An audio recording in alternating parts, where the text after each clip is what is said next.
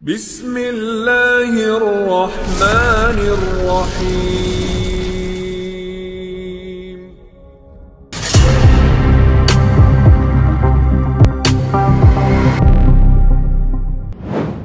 Sebelum saya menceritakan tentang dua manusia yang berbeda ini,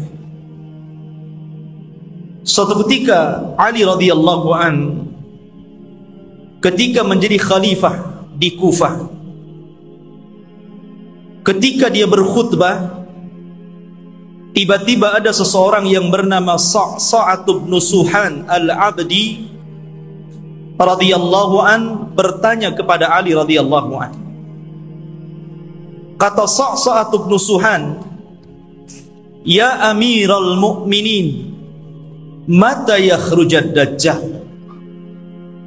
Wahai Amirul Mukminin, kira-kira kapan munculnya Dajjal itu? Maka Amirul Mukminin Ali radhiyallahu an beliau mengatakan, "Wahai Sa'sa', engkau bertanya kepadaku sesuatu yang sangat besar, maka akan aku jawab, dan tolong ingat-ingat jawabanku."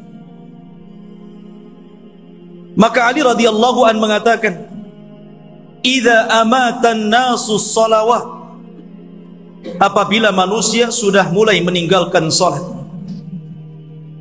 "wa adha'ul amanah," apabila manusia sudah melalaikan amanah, "wa kana al-hilmu dha'fa wadh-dhulmu fakhra," dan ketika sifat lemah lembut sudah melemah di hati manusia, kemudian kezaliman semakin menguat dan menjadi sebuah kebanggaan, maka di situ Dajjal akan keluar. Kemudian kata Ali radhiyallahu an, "Wa umara'uhum fajara wa wuzara'uhum khawana wa a'wanuhum zalama wa qurra'uhum fasaqah." Dan ketika para pemimpin yang diangkat adalah pemimpin-pemimpin yang bejat, kemudian para menterinya adalah para pengkhianat-pengkhianat bangsa, dan para pendukungnya adalah orang-orang zalim, dan para ulamanya menjadi ulama-ulama ulama-ulama yang fasik, maka ketika itu Dajjal akan keluar. Kemudian Ali radhiyallahu melanjutkan, "wa dhahara al-jawru wa fasaz zina wa dhahara ar-riba wa quti'atil arham." Dan ketika kezaliman dan kelaliman menyeruak di tengah-tengah bumi ini, kemudian menyebarnya zina, tampaknya riba, dan orang sudah mulai memutuskan silaturrahim, maka itu juga alamat telah dekatnya munculnya Dajjal. Kemudian kata Ali radhiyallahu an, "wattukhidatil qainat wa syuribatil khumur." Dan ketika manusia sudah mulai memanggil-manggil para penyanyi untuk menyanyi, kemudian khamar diminum secara bebas. Artinya di sini ikhwatu fiddin, maka kalau itu terjadi maka telah dekat kemunculannya. Dan hari ini kita lihat anak-anak kita dicuci otaknya oleh televisi-televisi, kemudian dibayangkan kalau dia ingin seperti selebritis fulan dan fulana, karena merasa bahwa kalau menjadi artis dan selebritis itu hidupnya senang. Kemudian kata Ali radhiyallahu an, "wa nuqidatil uhud wa dhuyyatil atama wa tawanan nas fi salatil jamaah." Kemudian ketika manusia sudah mulai tidak peduli dengan janji, mereka khianati janji-janji, kemudian sudah lemah, orang lemah untuk melakukan qiyamul lail. Dan hari ini kita lihat Ada orang ikhwatu fiddin, dia rela tidur di siang hari hanya untuk nonton bola dunia di malam hari. Bangun dia di malam hari, kopinya sampai 1 ember, biar nggak tidur. Dia rela seperti itu, ya. Kemudian, dan manusia sudah mulai lalai dan malas untuk sholat di masjid, tentu bagi laki-laki. Padahal kata Ali radhiyallahu an, perhatikan, wa zakhraful masajid wa tawwalul manabir wa halul masahif. Padahal masjid pada hari ini kita saksikan hampir semua masjid itu tidak ada yang jelek, semua bagus, besar-besar, indah-indah. Tapi kemana orang-orang yang sholat di dalamnya? Kemudian menara tinggi-tinggi, sampai sekarang mencari masjid, mengenali masjid itu lebih mudah dengan cara apa? Melihat menara. Oh, di sana ada masjid. Dari mana antum tahu? Tuh menaranya. Artinya orang dimudahkan untuk mencari dan melangkahkan ke masjid. Karena apa? Tidak disusahkan orang cari masjid, tapi orang malas ke masjid. Kemudian juga mereka mulai meninggalkan mushaf, padahal cetakan Al-Quran itu hampir setiap tahun dicetak, disebarkan di mana-mana. Quran itu tidak sulit untuk mendapatkannya, tapi orang malas membaca Al-Quran. Ada yang mengatakan nunggu Ramadan, karena ada tadarus. Sampai Ramadan nggak juga baca Quran. Kemudian kata Ali radhiyallahu an, apabila ini sudah terjadi, maka dekatlah munculnya Dajjal. Kemudian Ali melanjutkan, wa akhadur rusha wa akalur riba wasta'malus sufaha wastakhaffu bid-dima. Ketika manusia sudah mulai mudah untuk memakan rasuah, sogok menyogok. Di negeri kita ini, korupsi itu bukan hanya tingkat level atas saja, level bawah pun sama. Bahkan antum buat KTP saja kadang-kadang ada pelicinnya, ya. Bahasa rasuah itu kan bahasa pelicin katanya. Kalau ingin licin pakai oli saja lah. Jadi ikhwatu fiddin yang dimuliakan Allah Azza wa Jalla, dan ini sudah banyak di mana-mana. Hampir semua sektor pekerjaan itu mesti ada rasuah. Padahal Rasul mengatakan ar-rasi wal murtasi finnar. Orang yang memberikan sogokan, orang yang memakan sogokan sama-sama di neraka. Wa akalur riba. Dan orang sudah gemar memakan riba. Bahkan ada orang yang nggak mau kerja dengan cara menyimpan uangnya di bank-bank konvensional. Dia hanya makan bunganya saja. Bahkan riba di hari ini subhanallah luar biasa. Karena riba itu mudah didapati hampir di semua tempat. Di tiang listrik ada riba, di pohon pisang ada riba, di pagar-pagar orang ada riba, gitu kan. Silahkan pinjam dengan gadekan bunga kecil, kan. Jadi semua orang terlibat dengan riba. Kemudian ketika manusia sudah mulai menjadikan para pemimpin-pemimpin yang jahil, pemimpin-pemimpin yang bukan bidangnya, dia letakkan di situ. Harusnya ketika Anda mencari pemimpin atau pengurus untuk memimpin sesuatu, cari pemimpin-pemimpin yang layak dan bisa mengurus urusannya. Contoh saja umpamanya, yang paling mudah pesantren ataupun yayasan. Kadang orang-orang mencari pemimpin yang bukan orang-orang ahli agama. Macam mana orang yang bukan ahli agama memimpin pesantren yang notabene di situ diajarkan Al-Quran dan Sunnah? Jadi apa itu pesantren jadinya? Ini oke lah, pesantren-pesantren. Lah yang lebih dari itu seperti kepala desa, lurah, camat, bupati, sampai kepada presiden. Ketika manusia sudah melalaikan itu, dan mereka juga menganggap remeh persoalan darah. Kalau orang sudah menganggap remeh persoalan darah, ikhwan, maka itu alamat telah dekat keluar Dajjal. Anda bisa saksikan hari ini di medsos, setiap hari kita mendengar ada orang yang membunuh dan ada orang yang dibunuh. Sampai sering saya katakan, orang yang membunuh bingung kenapa bisa membunuh, orang yang dibunuh lebih bingung lagi, kenapa Anda membunuh saya? Apa alasan saya Anda bunuh? Makanya bayi-bayi yang dibuang itu kemudian meninggal dalam kardus, meninggal di solokan, meninggal di tong-tong sampah, meninggal di parit-parit, itu di hadapan Allah akan datang ke hadapan Allah dan mengatakan, wal mau'udatu su'ilat bi ayyi dzambin qutilat. Atas dosa apa kau bunuh aku? Aku ini salah apa? Aku masih kecil, aku tidak mendolimi siapapun, aku masih fitrah, kenapa aku dibunuh? Kemudian kata Ali radhiyallahu anhu, kalau sudah seperti ini, dekatlah munculnya Dajjal. Kemudian kata Ali radhiyallahu anhu, wa ba'ud dina bid dunya. Dan ketika manusia sudah mulai menjual agama dengan murahnya urusan dunia. Ada seorang wanita nikah dengan bule, nikah dengan orang-orang yang di luar daripada agama Islam. Dia rela pindah agama, yang penting rekening saya gendut, kendaraan saya mewah, rumah megah, kos-kosan banyak, dan begitu seterusnya.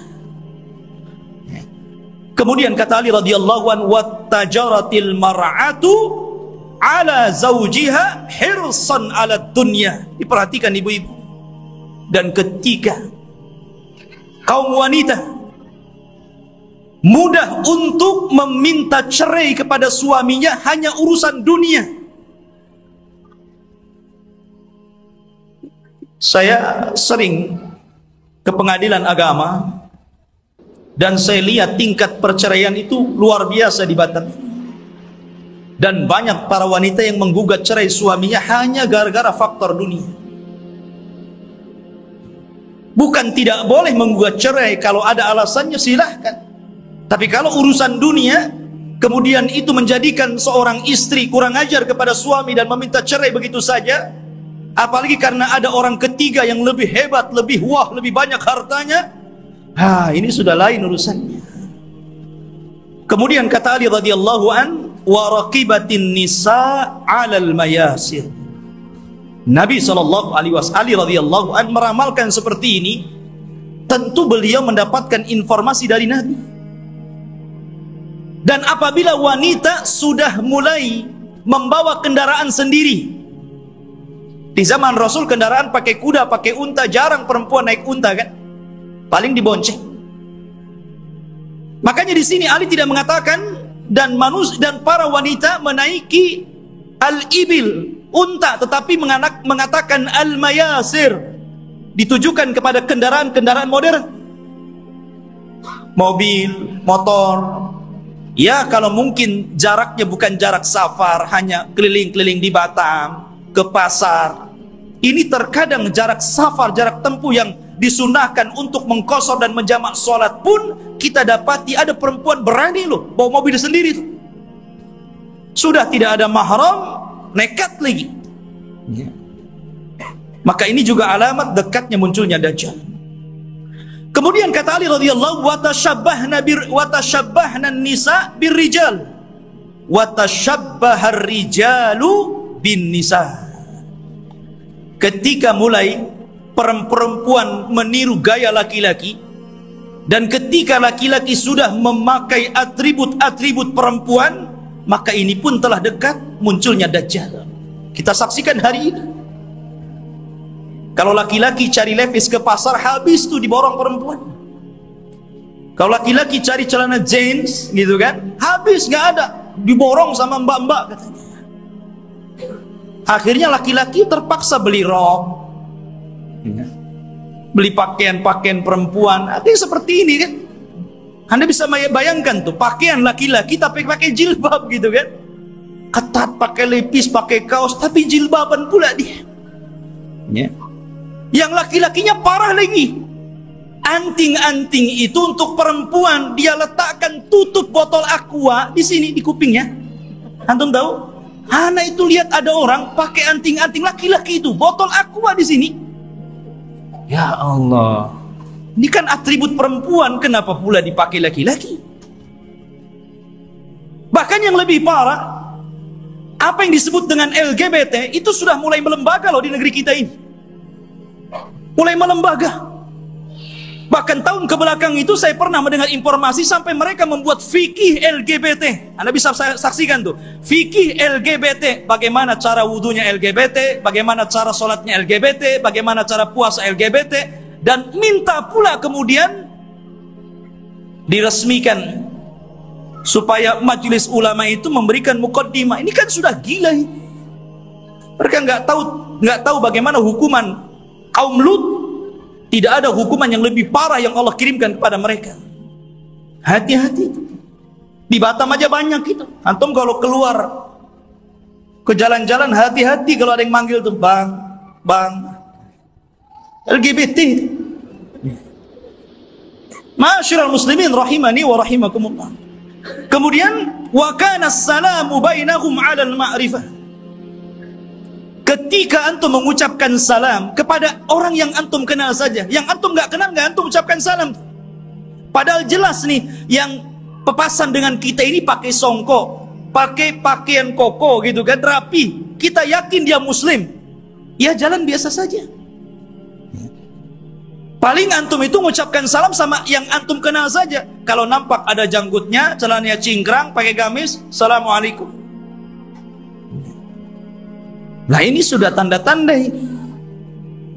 Kemudian kata Ali radhiyallahu an, wa syahida syahidun min ghairi an yustashhad wa halafa min ghairi an yustakhlaf.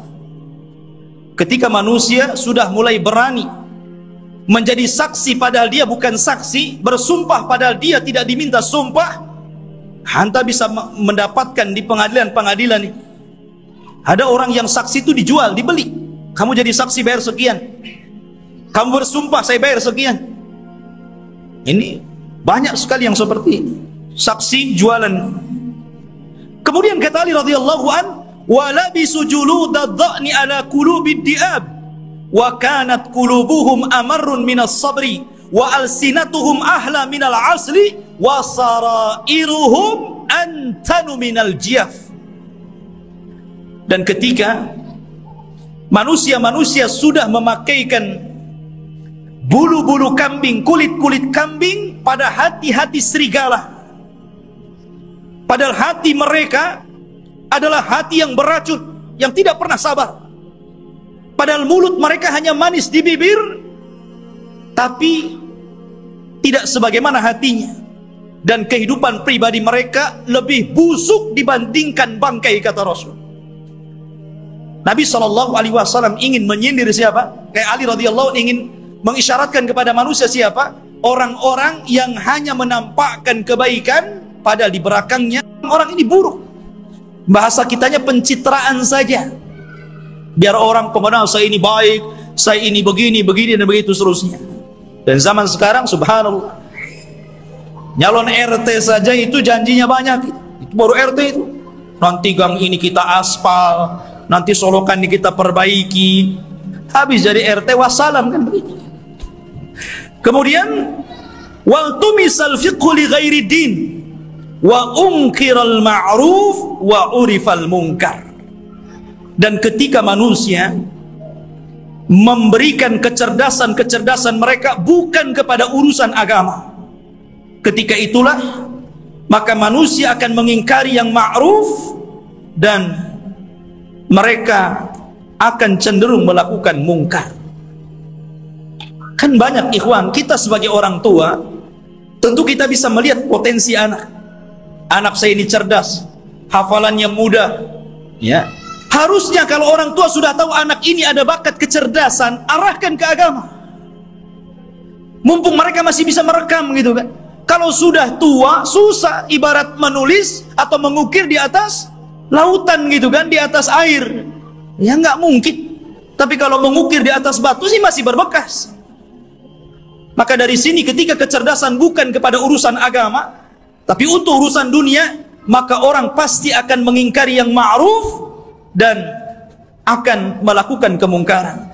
Kata Ali, kalau sudah tersusun beberapa masalah ini, maka pasti kedekatan munculnya Dajjal sudah dekat. Fan najatun najah, hati-hati kalian hati-hati kalian, selamatkan diri-diri kalian dan selamatkan diri-diri kalian. Ikhwatu fiddin yang dimuliakan Allah Subhanahu wa taala. Kita tahu bahwa ketika fitnah sudah menyebar di sana dan di sini, apa yang saya katakan tadi, dan hampir semua yang dikatakan Ali radhiyallahu an berlaku. Dan itu kita saksikan bermunculan setiap hari, dan Anda bisa saksikan di medsos-medsos yang kita lihat setiap hari. Apa yang disebutkan Ali itu bermunculan tuh satu-satu. Lah ketika ini sudah terjadi, maka muqaddimah alamat kiamat besar akan muncul. Apa muqaddimah alamat kiamat besar? Khurujul Mahdi, keluarnya Imam Mahdi. Ini yang kita akan bahas. Ma'asyiral muslimin rahimani wa rahimakumullah. Kita tahu bahwa kemunculan Imam Mahdi dan kemunculan Dajjal itu hampir beriringan. Imam Mahdi dulu, baru kemudian Dajjal. Dan Nabi SAW mengatakan Dajjal tidak mungkin keluar kecuali ala khiffatin minad din wa qillatin minal ilmi. Dajjal tidak mungkin keluar sampai manusia lemah dalam agama dan sedikit pengetahuan tentang Dajjal.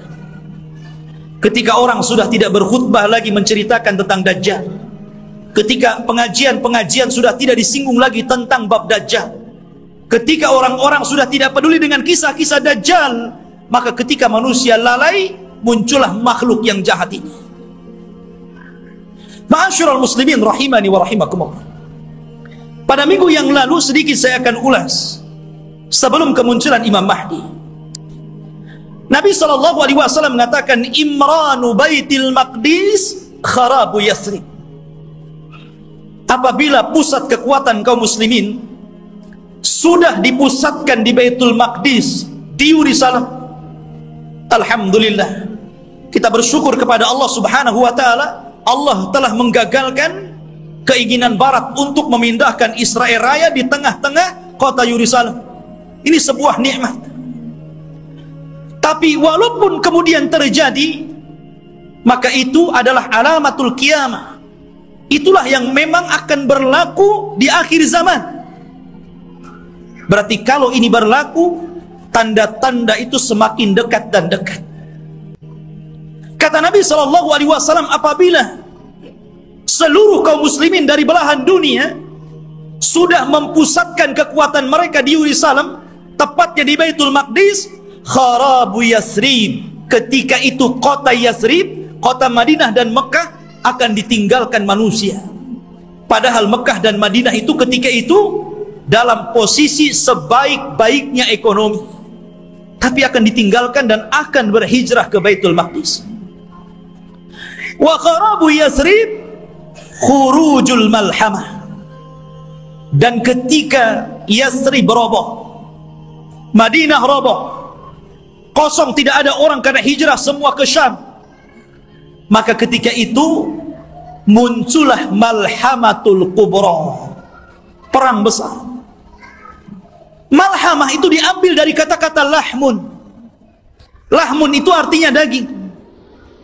Kenapa kemudian peperangan disangkut pautkan dengan daging? Karena ketika itu peperangan, setelah orang melakukan peperangan dengan alat-alat canggih, maka alat-alat itu kemudian dimusnahkan, maka kembali peperangan menjadi peperangan kembali ke alat-alat tradisional. Boleh jadi mungkin diawali dengan perang nuklir dulu, karena masing-masing negara punya nuklir gitu kan. Masing-masing negara punya rudal, punya senjata hebat. Boleh jadi muqaddimah peperangan ini dilakukan dengan cara perang teknologi dulu. Setelah kemudian hancurnya negeri-negeri, senjata pun sudah tidak ada lagi, hanya bangkai-bangkai besi-besi tua. Disitulah kemudian peperangan akan kembali ke perang tradisional.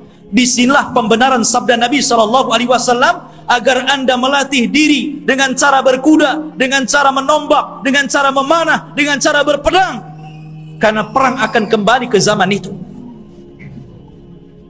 Ma'asyiral muslimin, kemudian wa khurujul malhamah, apabila telah nampak malhamah, orang berperang dengan pedang, sehingga daging tercabik-cabik dan melayang kemana-mana, darah muncrat kemana-mana, ketika terjadi malhamatul kubra, atau dalam bahasa barat Armageddon gitu kan, dalam masalah bahasa kita malhamatul kubra, maka ketika itu kaum muslimin menguasai Konstantinia. Apa Konstantinia? Konstantinia adalah Konstantinopel, akan dikuasai. Di mana Konstantinopel itu? Di Turki sana. Jadi kaum muslimin akan menguasai sampai ke sana. Wa fathul Konstantinia, dan ketika Konstantinia dikuasai kaum muslimin, bangsa Rom sampai ke Italia, sampai ke ibu kota Italia. Kaum muslimin sampai ke sana, bergerak sampai ke arah Eropa sana. Maka disitulah kata Nabi SAW, wa fathul Konstantinia khurujud dajjal. Ketika kaum muslimin memenangkan perang besar, perang Konstantinia, maka ketika itu munculnya dajjal. Ma'asyiral muslimin rahimani wa rahimakumullah. Kita tahu bahwa pusat kekuatan kaum muslimin, saya katakan, kelak akan berada di Palestina, tepatnya di Yerusalem, Baitul Maqdis. Semua kaum muslimin, tentara-tentaranya dari berbagai macam negara akan bergabung di situ. Maka disitulah ikhwatu fiddin, barat ini punya kepentingan. Mereka hendak menghancurkan bangsa-bangsa yang menurut mereka itu sangat kuat dan tidak bisa dikalahkan oleh sendiri. Maka akhirnya mereka melakukan perdamaian bersama kaum muslimin untuk sama-sama menyerang bangsa-bangsa yang menurut orang-orang Romawi itu sangat berbahaya bagi mereka dan juga kaum muslimin. Maka berdamailah ketika itu kaum muslimin dengan orang-orang barat. Dan hari ini juga berdamai, ya kan? Kita tahu Liga Arab, mereka ada hubungan dengan barat, tentang secara ekonomi, politik atau yang lainnya. Itu namanya perdamaian juga. Tapi di akhir zaman, yang namanya perdamaian itu tentu setelah adanya peperangan. Kalau tidak ada peperangan, mau damai apa? Perang dulu baru damai. Ya. Makanya Nabi SAW mengatakan, tastalihuna antum warum sulhan aminah. Kalian kaum muslimin di akhir zaman akan berdamai dengan orang-orang Nasrani, orang-orang Romawi. Dan ketika itu orang-orang Romawi aktsarun nas, orang yang paling banyak pasukannya. Mereka itu banyak sekali. Cuman masalahnya, kalau memang orang-orang Nasrani itu mereka kuat, kenapa tidak langsung menyerang kaum muslimin? Karena kaum muslimin itu walaupun sedikit ditakuti oleh orang-orang kafir. Lihat di zaman Rasul, perang Badar, 300 melawan 1.300, menang. Lihat perang Mu'tah. Antum tahu perang Mu'tah? Perang Mu'tah itu perang di mana kaum muslimin berhasil memerangi orang-orang Romawi. Nabi menulis surat kepada Raja Romawi. Suratnya itu dirobek, utusannya dibunuh. Marah orang-orang Romawi ini, akhirnya menyiapkan pasukan bergerak untuk menyerang Nabi.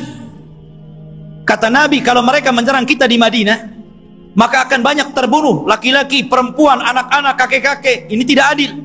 Kita siapkan pasukan, kemudian kita sambut mereka.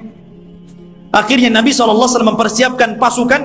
Kata Nabi, wahai Zaid, peganglah bendera. Kalau kau mati, ganti dengan Ja'far. Kalau Ja'far mati, ganti dengan Abdullah ibn Rawahah. Perangkat. Dan di antara pasukan ada Khalid ibn Walid, tapi tidak dijadikan pemimpin karena baru masuk Islam. Berangkat mereka ke Mu'tah. Ya. Ketika melihat jumlah mereka berlipat-lipat banyaknya dengan kaum muslimin, wajar, manusia. Zaid mengatakan, apakah kita perlu pulang ke Madinah memberitahu Rasul? Atau bagaimana? Nggak imbang nih, pasukan Romawi banyak sekali, sementara pasukan kita sangat sedikit sekali. Tetapi karena mereka sudah kadung keluar membawa pasukan besar, sementara pasukan Romawi lebih besar daripada itu, Akhirnya Allah takdirkan mereka pun melakukan peperangan. Subhanallah, di awal peperangan Zaid meninggal dunia. Kemudian bendera ditangkap oleh Ja'far. Ja'far meninggal dunia, terputus seluruh anggota badannya, termasuk dua tangannya terputus. Dia pegang bendera, diputus ininya, dipegang kirinya, diputus ininya, dipegang dadanya, dibelah akhirnya. Nabi berada di Madinah, tahu tuh karena wahyu. Kata Nabi, semoga kedua tangan Ja'far digantikan kedua sayap di sorga dan dia bisa terbang sesukanya.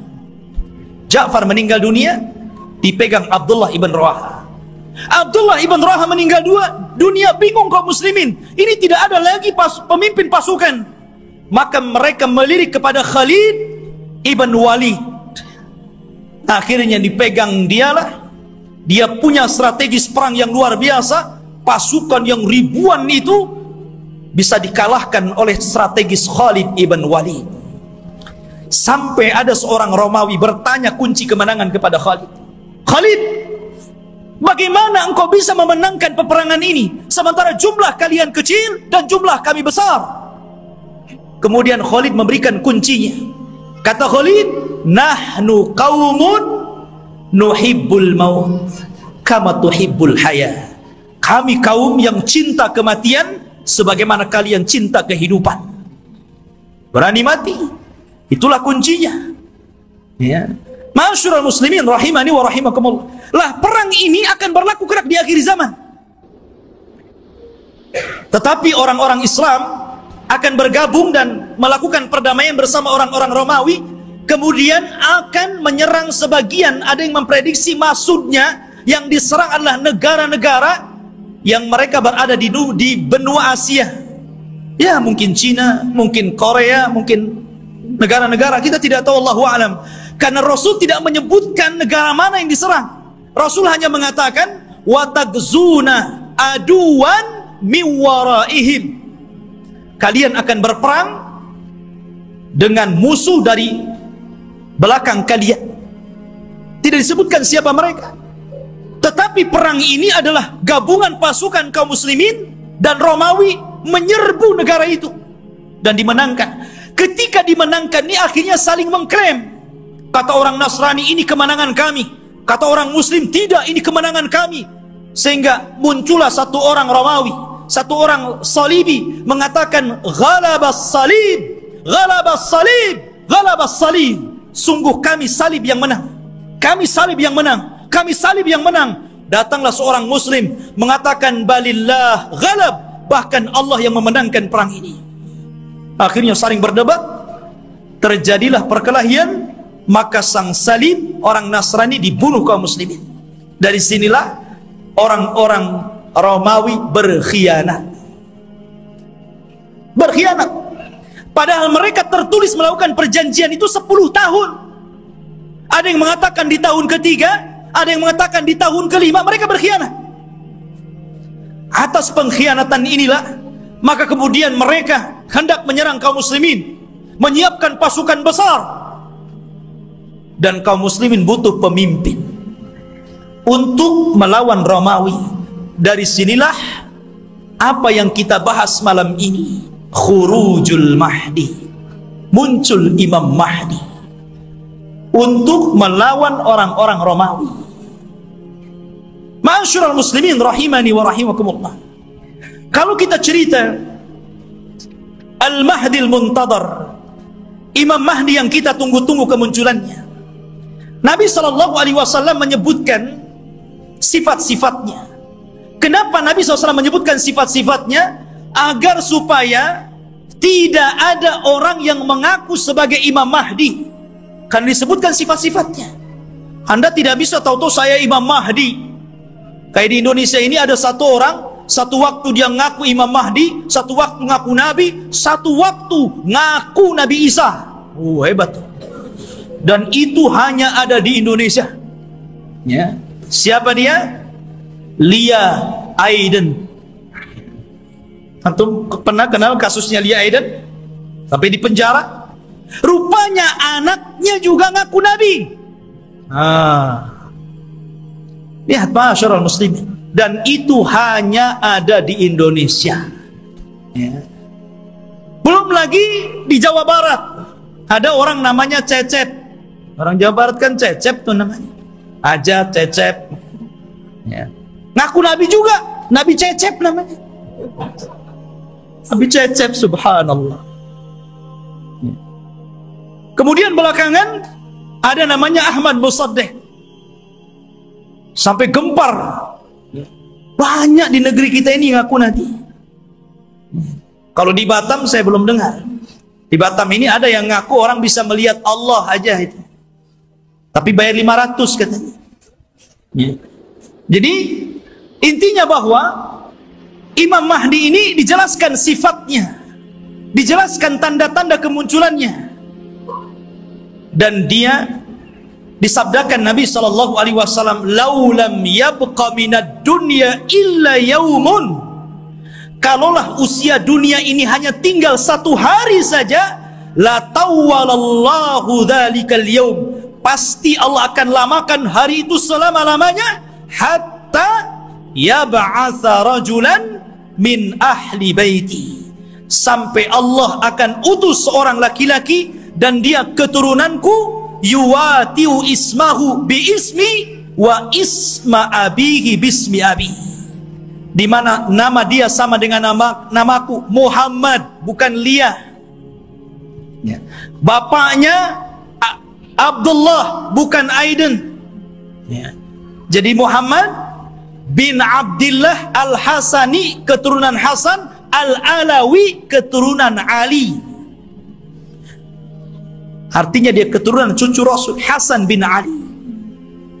Dan ini Imam Mahdi ahli sunnah. Berbeda dengan Imam Mahdi Syiah.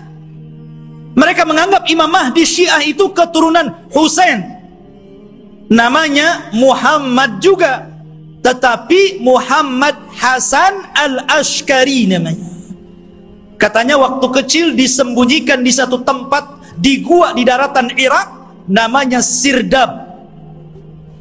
Jadi ada satu gua Sirdab, di situ ada lubang kecil, kemudian orang ngeker ke dalam gitu kan, dan mengetuk-ngetuk pintunya, ukhruj ya Mahdi, ukhruj ya Mahdi. Itulah orang Syiah.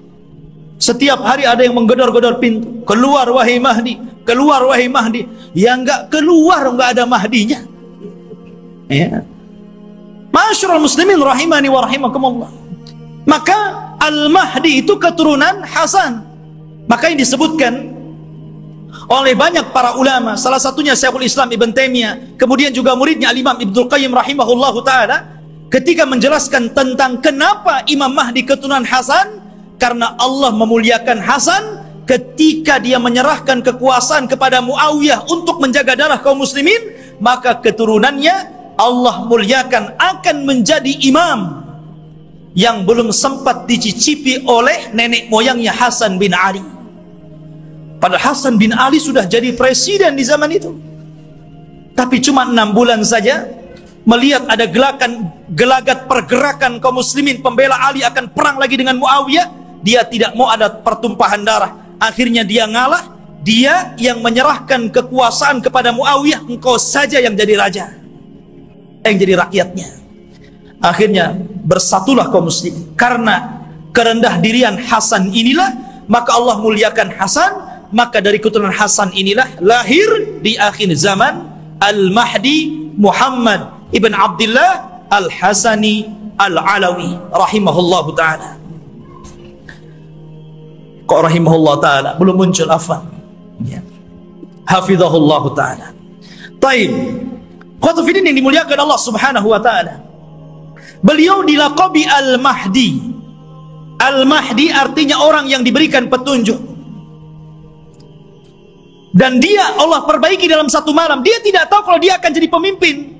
Dia seorang thalabul ilmi, ahli ibadah. Dia tidak tahu kalau dia akan diangkat. Tiba-tiba ketika dia dari Madinah ke Mekah untuk haji gitu kan, orang-orang memandang bahwa dia itu ada kelainan. Orang ini luar biasa, punya wibawa, taat beribadah, sehingga orang-orang Allah lembutkan hatinya, diarahkan agar memilih orang ini dan dibaiatnya. Pada awalnya dia menolak. Dia menolak. Siapa saya? Saya bukan siapa-siapa. Kenapa Anda memilih saya untuk menjadi pemimpin kalian? Tapi kemudian dia pun istikharah di malam hari itulah Allah perbaiki dia dalam satu malam. Allah berikan ilmu, kecerdasan, kepemimpinan, subhanallah, sehingga dalam satu malam kun fayakun. Idza arada syai'an an yaqula lahu kun fayakun. Kalau Allah menghendaki sesuatu, tinggal katakan kun fayakun, jadi dia. Kemudian pembaiatan kepada Imam Mahdi inilah tersebar. Sampai akhirnya datang tentara dari Syam untuk membunuh Imam Mahdi yang ada di Mekah. Berangkat mereka pasukan itu. Tapi ketika mereka sampai di Baida antara Mekah dan Madinah, Allah kirimkan gempa yang sangat besar sehingga mewafatkan dan menghancurkan mereka. Kata Nabi SAW, sebelum datang tanda-tanda kiamat akan muncul, maka akan terjadi 3 gempa. Gempa dari arah timur, gempa dari arah barat, dan gempa di Jazirah Arab. Inilah gempa di masa Imam Mahdi, menghancurkan semua pasukan yang akan menyakiti Imam Mahdi. Sampai orang yang jalan pun ikut mati, orang yang mau dagang ikut mati. Sehingga Aisyah bertanya kepada Rasul, wahai Rasul, bagaimana orang yang ikut mati yang tidak bersalah dan hendak membunuh Imam Mahdi itu? Kata Nabi SAW, yub'atsu yaumal qiyamah ala niyatihim. Mereka akan dibangkitkan pada hari kiamat sesuai dengan niat mereka. Intinya ikhwatu fiddin, Imam Mahdi ini kemudian dibaiat di depan makam Ibrahim, di depan Ka'bah. Kemudian berangkat dari Mekah ke Madinah dan diikuti oleh pasukan yang sangat besar. Kemudian mereka hijrah ke Syam, bergabung dengan pasukan yang sudah siap tempur melawan orang-orang Romawi. Akhirnya ketika sampai di Syam, mereka membaiat Imam Mahdi, dan disitulah mulai peperangan besar. Perang besar Malhamatul Kubra. Ma'asyiral muslimin rahimani wa rahimakumullah. Dan kita tahu bahwa Imam Mahdi ini berkuasa atau diberikan kekuasaan oleh Allah Subhanahu wa taala tidak lama. Antara 7 sampai 8 tahun saja, ada yang mengatakan sampai 9 tahun. Dan dalam kekuasaan kaum muslimin, Imam Mahdi itu betul-betul membawa perdamaian, keadilan, kesuburan. Bahkan saking adilnya Imam Mahdi, Allah turunkan berkahnya dari langit karena dia telah berhukum dengan hukum Allah. Kata Allah, walau anna ahlal qura amanu wattaqau lafatahna alaihim barakatim minas sama wal ard. Kalaulah sebuah penduduk, sebuah negeri beriman, bertakwa, maka Allah Subhanahu wa taala akan kirimkan berkah langit dan berkah bumi. Ini terjadi di kekuasaan Imam Mahdi. Kaum muslimin, harta dibagi rata sehingga tidak ada miskin, tidak ada kaya, semua sama. Imam Mahdi berhukum dengan hukum Allah, dan dia menggunakan khilafah dengan khilafah minhaj nubuwah. Ma'asyiral muslimin rahimani wa rahimakumullah. Lah ketika Imam Mahdi memimpin pasukan ini, kemudian Imam Mahdi berhasil menyerang orang-orang Romawi sampai ke jantung kotanya. Kemana? Ke Itali. Romawi di mana? Di Itali. Jadi bergerak dengan pasukannya sampai menyerbu orang-orang Romawi itu sampai ke jantung kotanya, ke Itali sana. Ketika menang dalam peperangan, para sahabat sudah merasa kaya dengan harta rampasan perang. Karena kalau perang itu ikhwan, kalau musuh kalah kan semua jadi milik kaum muslimin. Tanah milik kaum muslimin, rumah milik kaum muslimin, kendaraan milik kaum muslimin, kaya. Ya. Makanya tidak ada bisnis yang lebih menguntungkan kecuali perang. Kalau menang dapat segalanya, kalau kalah ya matilah tuh. Artinya di sini ikhwatu fiddin yang dimuliakan Allah Azza wa Jalla, maka ketika sudah sampai dimenangkan itu, mereka berada di Eropa, itu berada di Itali, dan dimenangkan kaum muslimin, maka mereka sedang beristirahat di bawah pohon zaitun sambil menggantungkan pedang-pedang mereka, menunjukkan perang hari itu bukan dengan rudal, bukan dengan nuklir, tapi kembali ke pedang, kembali ke panah, kembali ke tombak, kembali ke kuda, kembali ke unta, persis di zaman Rasul. Disitulah syaitan datang, kemudian berteriak, bahwa Dajjal telah muncul di Syam dan membawa pasukan dan akan masuk ke rumah-rumah mereka. Oh, mendengar itu, maka Imam Mahdi mengutus 10 orang yang berkuda.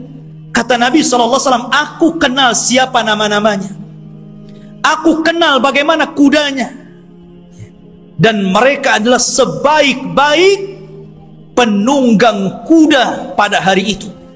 Rasul yang mengatakan.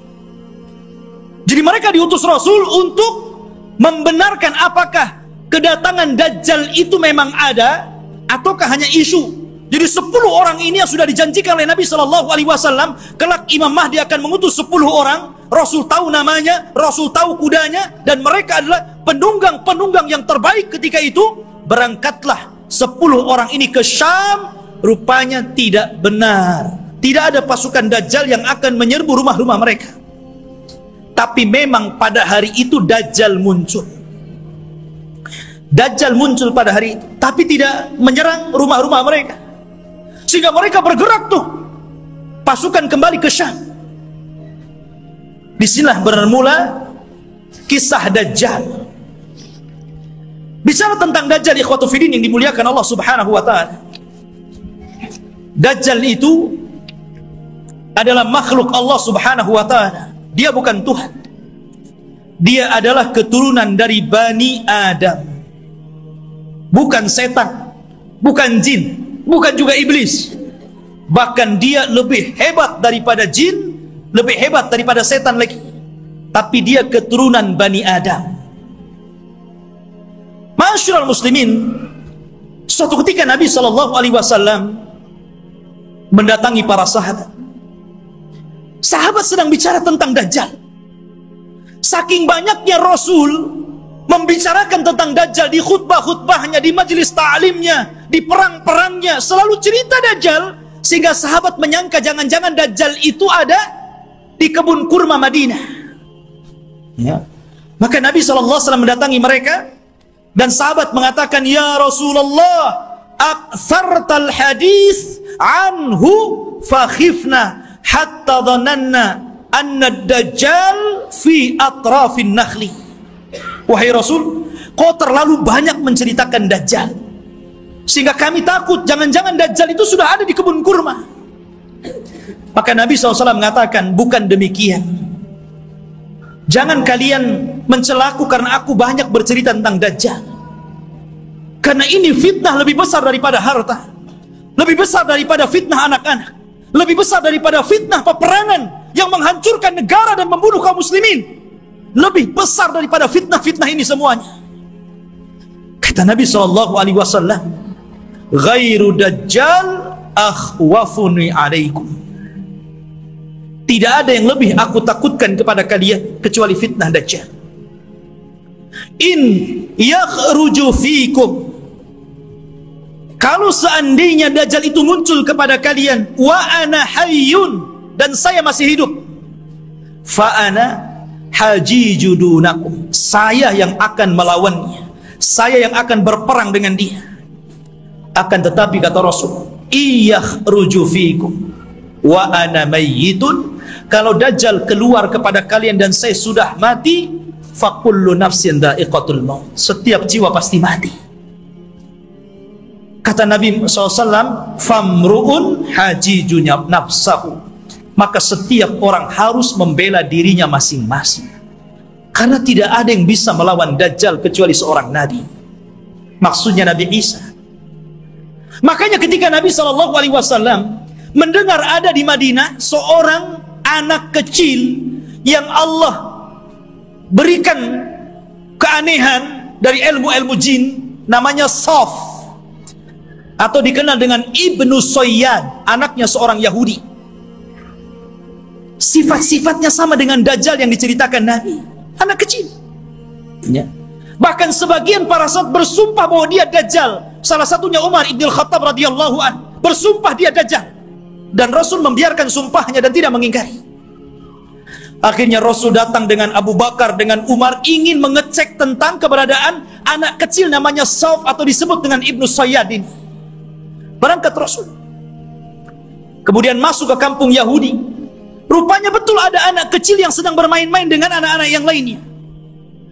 Kemudian Nabi memanggil anak kecil namanya Saf itu dan mengatakan, "Ya Saf, atashhadu anni Rasulullah?"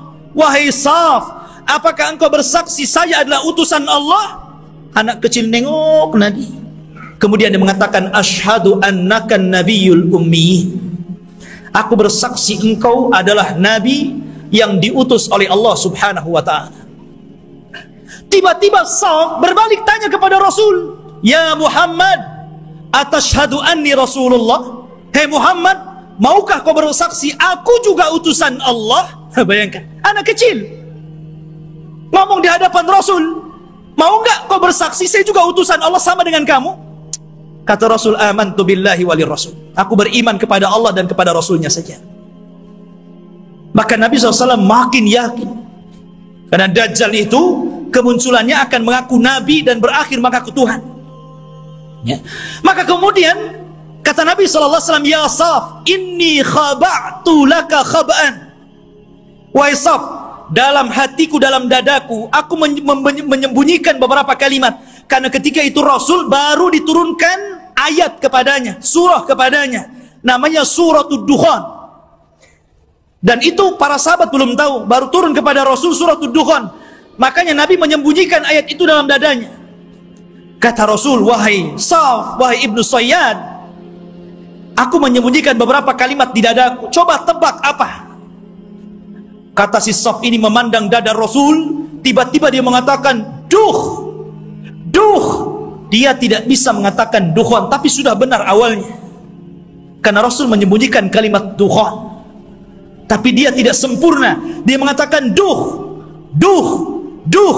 Maka Rasul langsung mengatakan, "Ikhsha falan ta'du wa qadrak."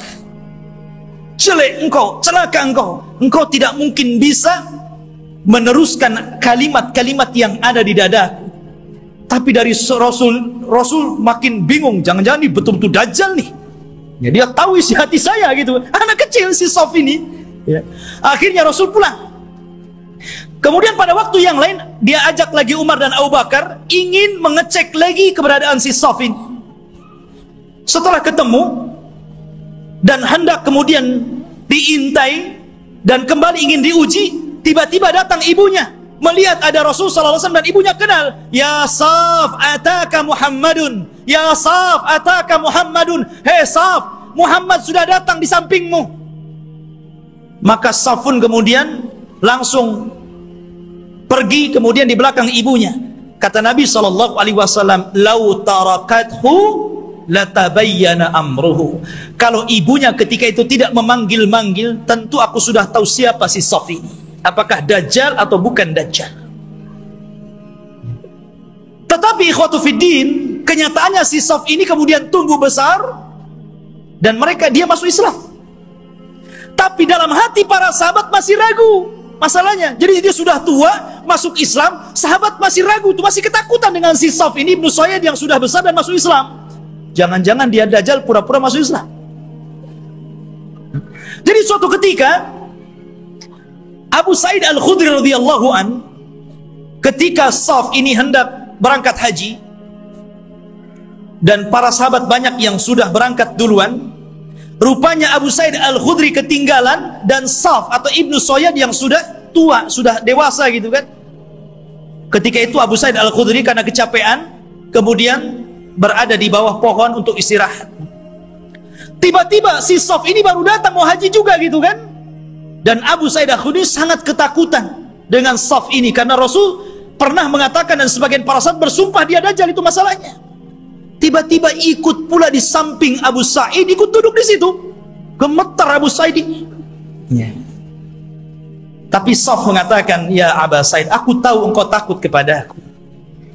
Tapi coba pikirkan wahai Abu Sa'id, bukankah Dajjal itu tidak punya anak? Aku punya anak. Bukankah Dajjal tidak mungkin masuk Islam? Aku masuk Islam. Bukankah Dajjal itu tidak mungkin datang ke Mekah dan tidak juga menginjak Madinah? Aku bisa ke Mekah, aku bisa ke Madinah. Kenapa kau ragu? Aku ini sedih, kenapa orang-orang menuduhku Dajjal?" Ya. Dari situ Abu Sa'id Al-Khudri agak tenang. Tetapi Abu Sa'id Al-Khudri menjadi ketakutan di endingnya ketika Ibnu Sayyad atau Saf mengatakan, tetapi ya Aba Sa'id, aku tahu di mana letaknya Dajjal. Ketika dia ngomong begini, langsung diambil barang-barangnya, kabur dia. Ya. Dia tahu di mana letaknya Dajjal. Ya, awalnya dia sudah merendah tuh. Tahu-tahu endingnya yang nggak enak gitu kan. Tapi ya Aba Sa'id, ana azri aina maudhi'ad Dajjal. Saya tahu di mana Dajjal berada. Masya Allah. Makanya suatu ketika Abdullah bin Umar radhiyallahu an pernah membuat marah, dipukulnya Ibnu Sayyad sampai marah. Karena marah Ibnu Sayyad, Ibnu Umar ketakutan, akhirnya lari ke rumah Hafsah. Dia melapor gitu kan, ya Hafsah, saya tadi pukul Saf, Ibnu Sayyad dia marah. Kata Saf, kata saudaranya Hafsah ini, wahai Abdullah bin Umar, kau sudah tahu bagaimana sabda Rasul tentang kemunculan Dajjal. Dajjal tidak mungkin keluar kecuali karena kemarahan yang sangat besar. Hati-hati kamu. Ya. Dari situ ikhwatu fillah yang dimuliakan Allah Azza wa Jalla, sehingga para ulama ini mengatakan Saf ini Dajjal atau bukan. Tetapi pendapat yang kuat, boleh juga dia Dajjal, tapi Dajjal min Dajjajin, Dajjal yang lainnya. Karena Rasul mengatakan di akhir zaman akan muncul Dajjaluna kadzabuna salasuna kulluhum yadda'una annahum nabi. Akan muncul zamannya di mana Dajjal para pendusta 30 orang akan mengaku dia nabi. Maka mungkin boleh jadi salah satunya adalah Ibnu Sayyad. Karena Ibnu Sayyad tidak dikisahkan meninggalnya, tiba-tiba dia hilang begitu saja. Ya. Ma'asyiral muslimin, ataupun mungkin dia jasus, mata-matanya Dajjal, kita tidak tahu. Tapi yang jelas Dajjal itu sudah ada. Di zaman Nabi SAW sampai ada kisah yang luar biasa dari seorang sahabat namanya Tamim ibnu Aus Ad-Dari. Tamim ibnu Aus Ad-Dari ini masuk Islam belakangan, 2 tahun sebelum wafatnya Rasul. Di tahun ke-9 Hijriah dia baru masuk Islam. Dan dia seorang pelaut. Jadi suatu ketika Tamim Ad-Dari ini banyak berjasa juga dalam Islam, walaupun dia tidak lama berjumpa dengan Rasul, tapi dia orang yang menerangi masjidnya Rasul dengan pengalamannya, dan dia pula yang membuat mimbar Rasul. Ini Tamim ibnu Aus Ad-Dari ini. Ya. Jadi suatu ketika sebelum dia masuk Islam, dia berlayar ke lautan. Tidak tahu di laut mana, karena kemunculan Dajjal itu tidak jelas. Cuman Rasul mengatakan dari arah timur kota Madinah. Ketika Rasul, apakah di laut Syam? Tidak. Apakah di laut Yaman? Tidak. Lalu di mana? Dari timur Madinah. Dari timur Madinah yang mungkin mengarah ke Irak, ke Iran begitu kan. Karena Dajjal juga akan muncul di situ. Jadi Tamim ibnu Aus Ad-Dari ini berlayar. Tiba-tiba diombang-ambingkan dengan 30 awaknya. Kemudian terdampar di satu tempat, semuanya hutan belantara. Ada yang mengatakan di laut Yaman. Jadi ketika dia merasa, ini saya sudah mati atau belum? Rupanya belum mati. Maka dengan pasukannya masuk ke dalam hutan. Di tengah hutan dia mendapatkan satu binatang, subhanallah, nggak tahu belakang, nggak tahu depan, karena buluan semuanya, berbulu dari atas ke bawah. Dan itu makhluk yang pertama kali dijumpai oleh Tamim Ad-Dari. Gimana nggak takut? Nggak pernah melihat makhluk seperti itu. Maka dengan ketakutannya dia mengatakan, siapa kamu? Ya. Kata Tamim Ad-Dari, kaget loh, ini binatang tak bisa ngomong. Dia mengatakan, kami dari Arab. Terus balik nanya, siapa kamu? Ana jassasa. Jassasa itu artinya jasus, mata-mata. Maksudnya mata-matanya. Ya. Maka kemudian siapa jassasa? Jassasa tidak mengatakan. Jassasa hanya mengatakan, engkau sudah ditunggu orang. Dia sudah lama bertahun-tahun mencari kabar. Ternyata orang yang ditunggu sudah datang.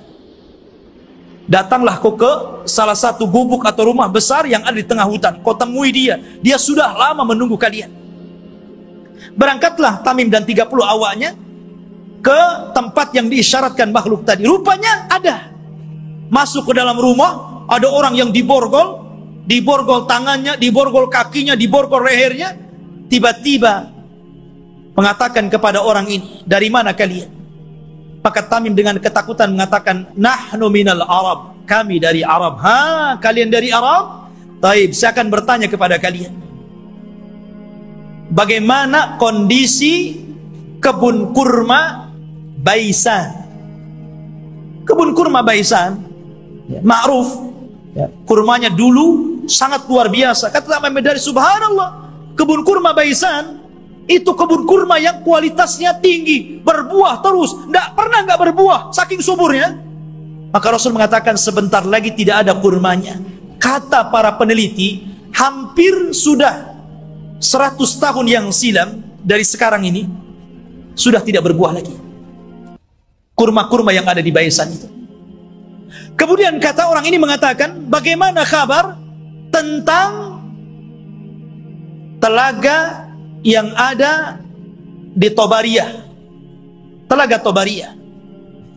Dan telaga Tobariyah itu telaga yang dijadikan orang-orang Israel untuk diambil air minum bersih mereka.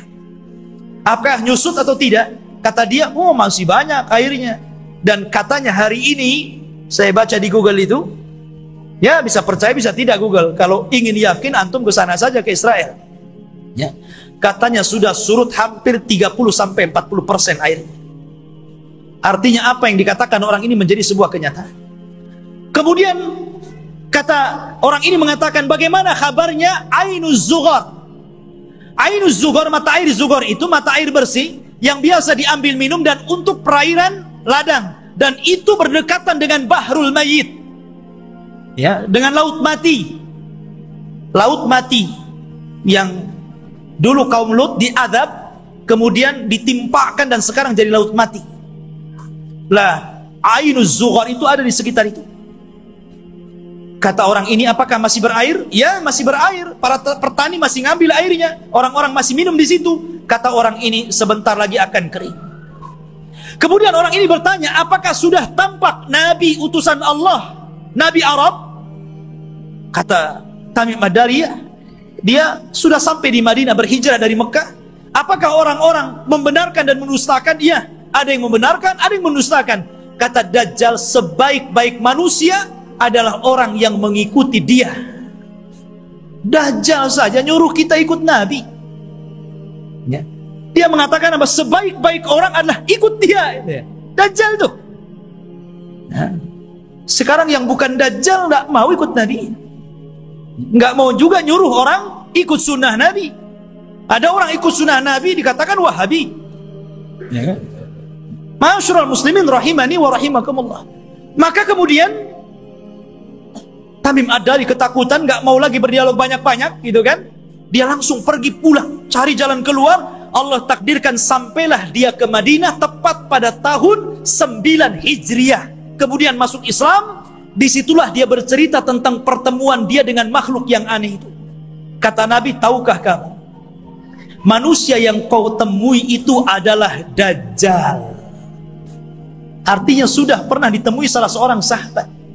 Dan inilah satu-satunya kisah dari sahabat yang diriwayatkan Rasul, kemudian diriwayatkan kepada para sahabatnya.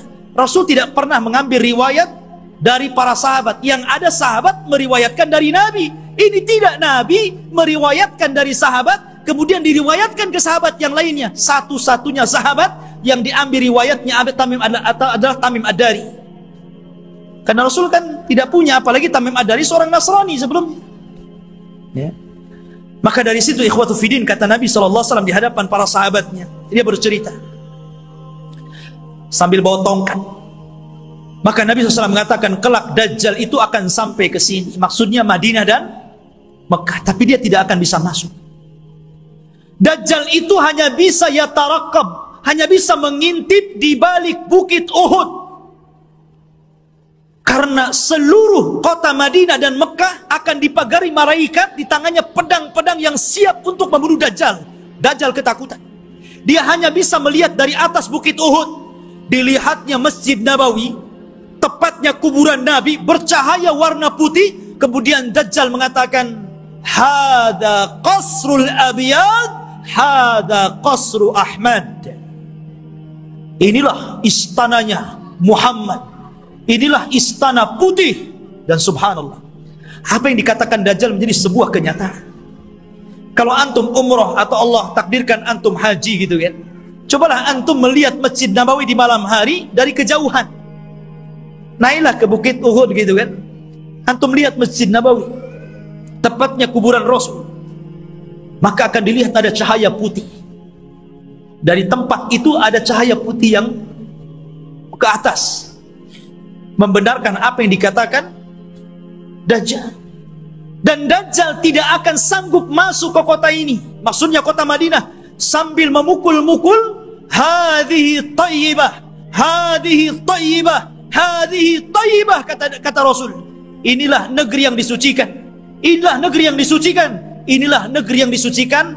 Dajjal tidak mungkin masuk ke negeri ini, Mekah dan Madinah. Makanya di zaman itu salah satu tempat yang aman dari Dajjal, berangkatlah antum ke Mekah dan Madinah. Cuman sayang nggak ada pesawat. Antum kira-kira naik apa tuh dari Batam ke sana? Ya, nggak ada lagi pesawat terbang. Ya, mungkin belum sampai dah mati antum di jalan.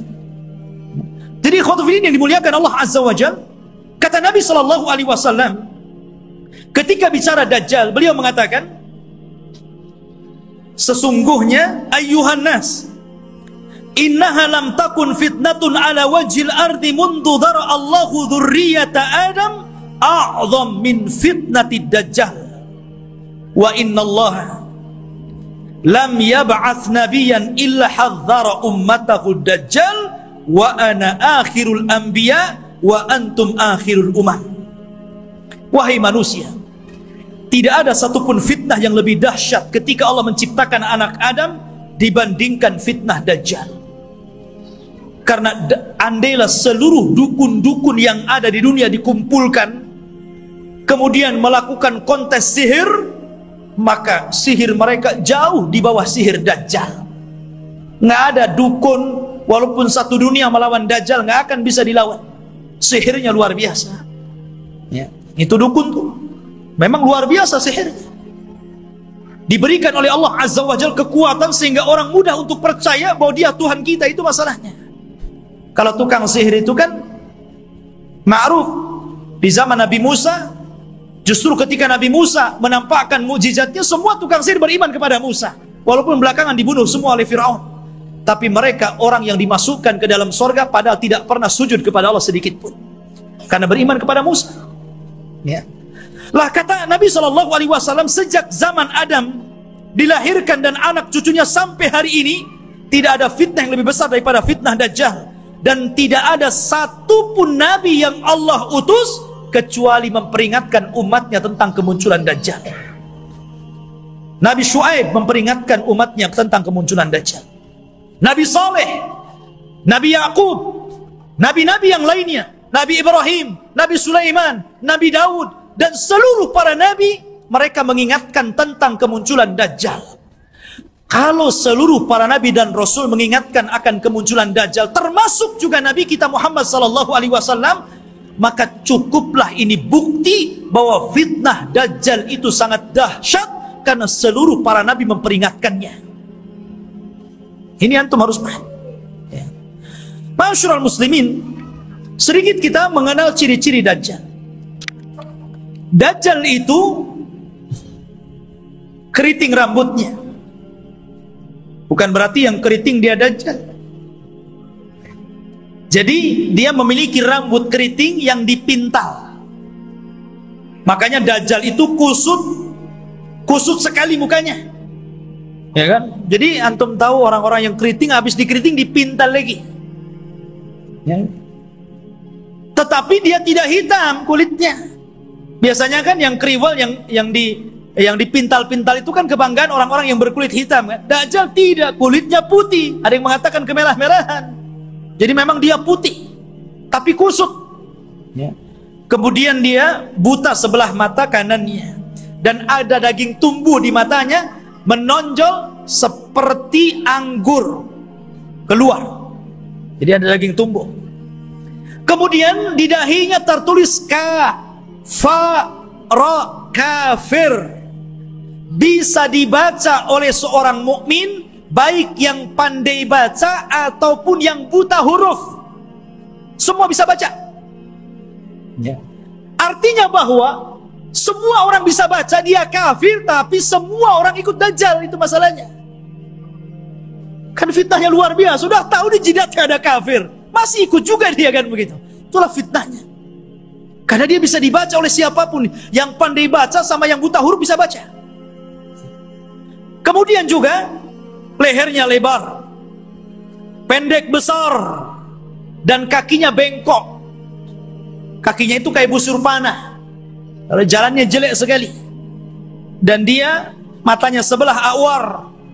Dari sini menunjukkan kalau orang itu waras, beriman, imannya kuat, otaknya dipakai, tentu orang itu tidak mungkin mengakui orang seperti ini Tuhan karena banyak cacatnya. Ya kan jelek itu orangnya. Kok jadi Tuhan pula? Ya, dan mengaku ana rabbukum, saya Rabb kalian. Tapi masalahnya walaupun penampilannya seperti itu, tapi dia diberikan kekuatan oleh Allah yang Allah tidak berikan kepada yang lainnya. Makanya ketika Dajjal mengaku Tuhan, maka Allah langsung mengatakan innahu a'war fa innallaha laisa bi'a'war. Dajjal itu a'war, buta sebelah kanannya, dan Allah tidak buta dan tidak buta sebelah. Ya. Ma'asyiral muslimin rahimani wa rahimakumullah. Lah Dajjal ini ikhwatu fillah yang dimuliakan Allah Azza wa Jalla.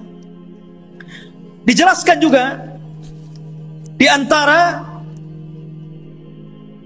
fitnah-fitnahnya secara umum, karena waktu juga yang terus berjalan. Di antara fitnah-fitnah Dajjal yang paling besar adalah mengaku nabi. Kemudian setelah itu mengaku Tuhan. Ini fitnah yang paling besar. Fir'aun ngaku Tuhan, gak punya kesaktian. Makanya tidak banyak orang yang ikut Fir'aun. Itu karena takut saja nggak mengakui Fir'aun itu Tuhan, kan gitu. Begitu juga Namrud atau raja-raja zalim yang lainnya. Tapi Dajjal ini bukan karena takut, karena takjub dengan kehebatannya. Makanya orang banyak yang ikut Dajjal. Anda bisa bayangkan Dajjal ini datang ke negeri yang rusak. Anggaplah kayak Suriah gitu kan, udah roboh, sudah nggak bisa lagi dibangun, nggak mungkin lagi mau berapa ratus tahun lagi membangun kota ini. Dajjal itu datang ke kota yang roboh itu. Kemudian Dajjal mengatakan, keluarlah wahai bumi, pembendaharaan kalian. Tiba-tiba kota itu kembali cantik, ya kan? Kembali subur, kembali mewah, kembali megah. Kambing-kambingnya penuh dengan susu, unta-untanya gemuk-gemuk. Subhanallah, Anda bisa bayangkan itu? Ya. Siapa yang lebih hebat sihirnya dari tukang-tukang sihir dibandingkan Dajjal? Dan sebaliknya, kalau ada kota bagus, subur, banyak ternaknya, kemudian Dajjal lewat, kemudian tidak beriman kepada Dajjal, langsung ambruk, langsung gersang, langsung pada mati, gitu kan? Subhanallah. Ya. Seperti ini fitnahnya. Bahkan suatu ketika Dajjal ini mendatangi sebuah perkampungan, kemudian mengatakan, bagaimana kalau kuhidupkan keluarga kalian? Apakah ibu kalian, apakah anak yang kalian cintai, atau siapalah terserah di antara keluarga kalian, siapa yang mau kuhidupkan, kuhidupkan. Tapi syaratnya setelah itu beriman bahwa aku Tuhan kalian. Wah, orang kampung keluar semua tuh. Maka yang ingin ibunya dihidupkan, kata Dajjal, ditunjuk kuburan ibunya itu. Maka setan datang, fatamassala lahu kemudian berubah menjadi seolah-olah ibunya, seolah-olah anaknya, seolah-olah suaminya, seolah-olah bapaknya, seolah-olah kerabat-kerabatnya. Akhirnya mereka pun berkumpul, kemudian memeluk suaminya, istrinya, ibunya, macam-macam, dan mengatakan kepada keluarganya, ikutilah orang itu karena dia adalah Tuhan. Nah, lihat. Seperti itu, nggak ada tukang sihir yang bisa kayak gini, kecuali Dajjal. Ya. Sampai suatu ketika dia hendak mendatangi Mekah dan Madinah, Dajjal memukulkan kakinya beberapa kali, pukulan terjadi gempa. Akhirnya seluruh orang kafir dan munafik yang ada dalam Madinah keluar semuanya. Ketika itu ada anak muda yang kuat imannya menantang Dajjal. Dia cari Dajjal di kerumunan pasukannya yang diikuti 70 orang-orang Asfahan, Yahudi Asfahan. Dan mereka menggunakan selendang-selendang yang hari ini orang-orang Yahudi memakainya. Toyalis. Selendang yang dipakai di bahu-bahu mereka itu. Toyalis namanya. Ya. Lah kemudian anak muda ini ditangkap oleh tentara Dajjal. Kemudian ditanya, mau kemana mau? Kamu? Saya mau ketemu rajamu Dajjal. Di mana dia? Akhirnya dihadapkan. Kemudian Dajjal memerintahkan pasukannya untuk memukuli. Habis dipukuli dihadapkan kepada Dajjal.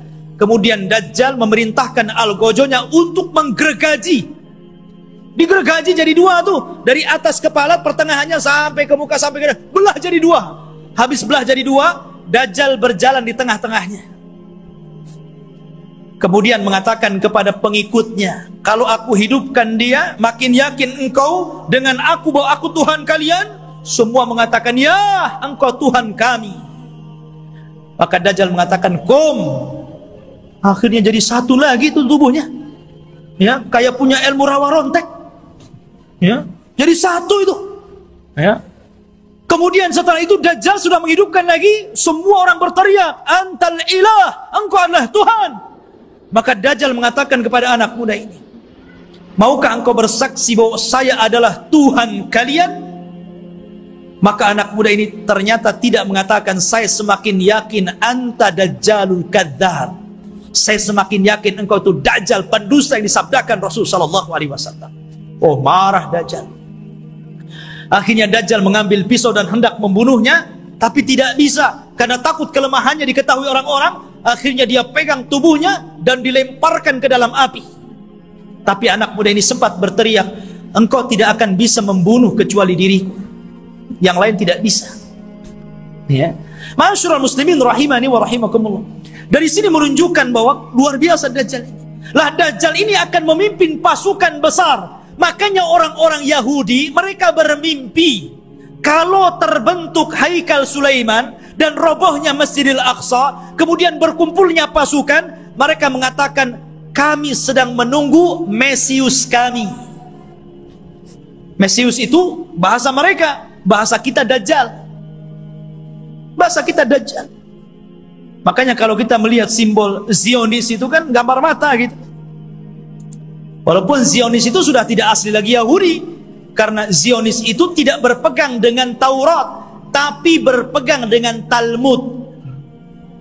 Talmud itu Taurat yang sudah dirobah-robah, yang kemudian menjadi protokoler Yahudi. Harus begini, harus begini, harus begini. Itu Talmud, bukan Taurat. Mereka mengklaim saja Taurat, lahirlah agama Zionis ini. Ya. Intinya bahwa kenapa orang-orang Yahudi bermimpi untuk merebut Yerusalem? Ya tadi, karena di situ mereka memimpikan bahwa Mesius akan datang kepada mereka dan akan memimpin mereka. Ini dibenarkan dalam Islam. Karena Dajjal itu akan muncul di situ. Dan akan dibunuh juga di situ. Di Babil Lut. Atau gerbang Lut yang sekarang menjadi kota yang diagungkan orang-orang Israel. Di tengah-tengah Israel. Babil Lut itu. Dan Dajjal akan dibunuh di situ. Makanya ikhwatu fillah yang dimuliakan, wajar kalau orang-orang Yahudi berusaha untuk menguasai dunia karena mereka bermimpi bahwa Dajjal akan memimpin mereka. Tapi mereka tidak paham bahwa apa yang mereka mimpikan juga ada dalam Islam. Dan kita tidak mimpi, ini sebuah kenyataan bahwa Imam Mahdi akan muncul dan akan menjadi musuhnya Dajjal di akhir zaman dan akan berperang. Cuman karena Rasul yang pernah mengatakan, kalau aku hidup di zaman kalian, aku yang akan menghadapinya. Tapi kalau aku mati, tidak ada yang bisa untuk membunuhnya kecuali seorang nabi. Makanya ketika Umar, kembali kepada kisah Ibnu Sayyad, Sauf anak kecil itu, ketika dia meramal apa yang di dada Nabi, Umar mengambil pedang dan mengatakan, da'ni i'adrib unuqah. Rasul, izinkan aku kupenggal si Ibnu Sayyad ini. Kata Rasul, jangan Umar. Kalau dia Dajjal, engkau tidak bisa membunuhnya. Ada orang lain yang akan membunuhnya. Tapi kalau dia bukan Dajjal, fala hajata laka biqatli. Tidak ada hajat engkau membunuhnya. Ngapain, biarkan saja dia. Ya. Artinya di sini bahwa terjadinya peperangan pasukan Imam Mahdi dengan Dajjal ini tidak seimbang. Karena Dajjal ini pasukannya banyak. Bukan pasukan Yahudi Asfahan yang 70.000 saja, tapi akan diikuti oleh tentara-tentara yang sifat-sifatnya persis seperti tentara Mongol. Belum lagi para wanita, belum lagi pasukan-pasukan yang lainnya. Sehingga Imam Mahdi terdesak sampai akhirnya sembunyi di Bukit Saina, di Bukit Tur, berhari-hari, berbulan-bulan sampai habis bekalnya. Ketika pasukan sudah putus asa dan mengatakan, wahai imam, kalau kami terus di sini kami mati kelaparan. Berarti mati kita mati konyol. Ya, bagaimana kalau kita besok bergerak, kita lawan saja, apa yang terjadi terjadilah.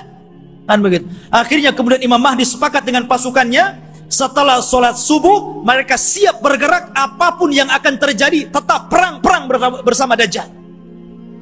Rupanya Allah takdirkan, disitulah langit digelapkan. Setelah langit digelapkan, tiba-tiba ada cahaya. Rupanya dari dua malaikat yang mengapit seseorang yang nafasnya bisa membunuh sejarak sekian dan sekian kalau dihirup orang kafir. Dialah Nabi Isa bin Maryam. Turun. Kemudian turun sampai berada di tengah-tengah pasukan Al-Mahdi Al-Muntadhar. Ketika itu sudah azan dan siap sholat. Maka melihat bahwa yang turun adalah Isa Al-Masih. Maka Imam Mahdi menyuruh agar dia menjadi imam sholat, tapi menolak. Setiap kaum ada amirnya, maka engkau amir kaum itu, maka kaulah yang sholat. Maka Imam Mahdi menyolati, kemudian Nabi Isa sholat di belakangnya.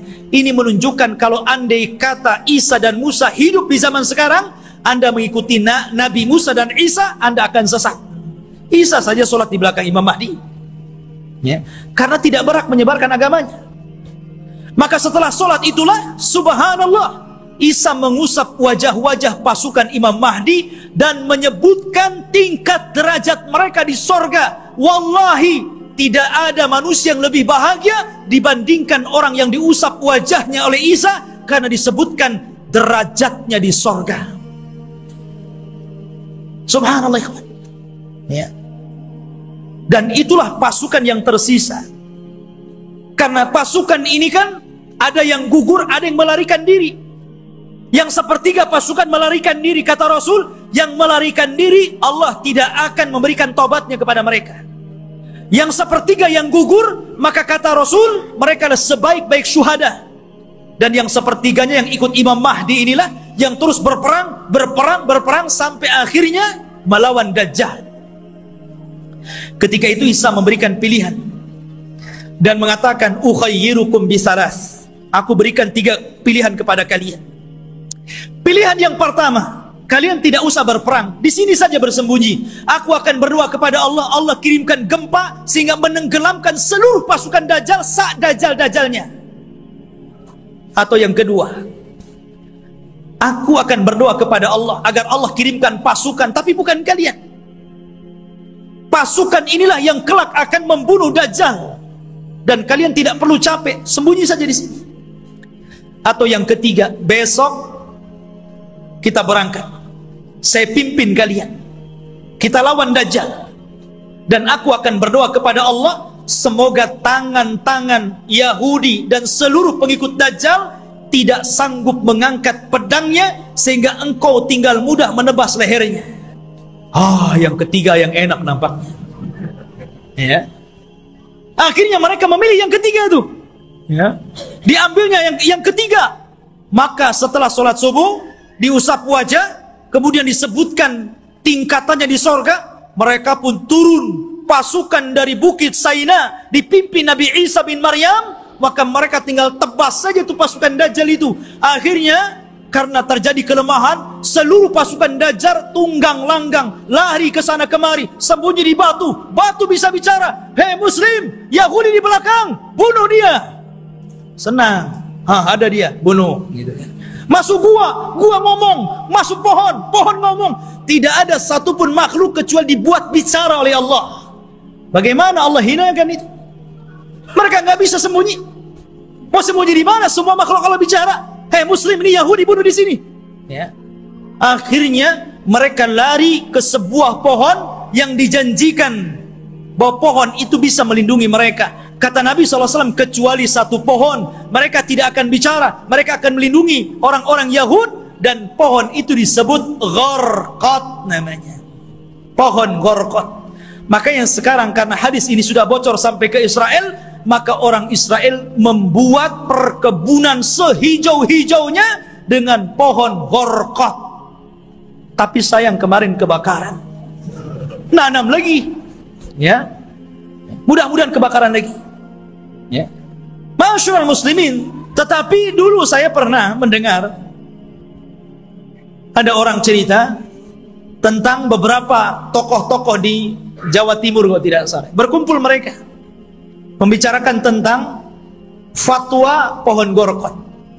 Karena bentuk pohon gorkot ini hampir mirip dengan cemara, ya. Sehingga kemudian sebagian mereka mengatakan bahwa jangan-jangan cemara itu adalah gorkot. Sampai akhirnya ada yang memberikan ide bagaimana kalau kita tebang semua pohon cemara itu, biar nggak ada orang Yahudi sembunyi di Indonesia, katanya. Bukan cemara, bukan gorkot, ikhwan. Cemara ya cemara, biarkanlah cemara itu untuk penghijauan, gitu kan, ya. Jadi ikhwatu fillah ini dimuliakan. Jadi pohon gorkot itulah yang tidak akan bicara. Makanya orang Yahudi mengembangkan pohon ini di mana-mana. Tetapi Dajjal berhasil dibunuh oleh Nabi Isa di Babul Lut. Babul Lut, benteng Lut yang sekarang jadi kota di Israel. Disinilah Nabi Isa mampu membunuh Dajjal, memenggal kepalanya, kemudian mengatakan kepada pasukan Yahudi dan Nasrani, inilah kepala kalian, inilah pemimpin kalian sudah kubunuh. Dari situ mereka menyerah. Lah yang tersisa dari orang-orang ahli kitab, dari orang Yahudi dan Nasrani, akhirnya mereka beriman kepada Allah lewat perantara Isa, tapi bukan ikut agama Isa sebagaimana prasangka Nasrani.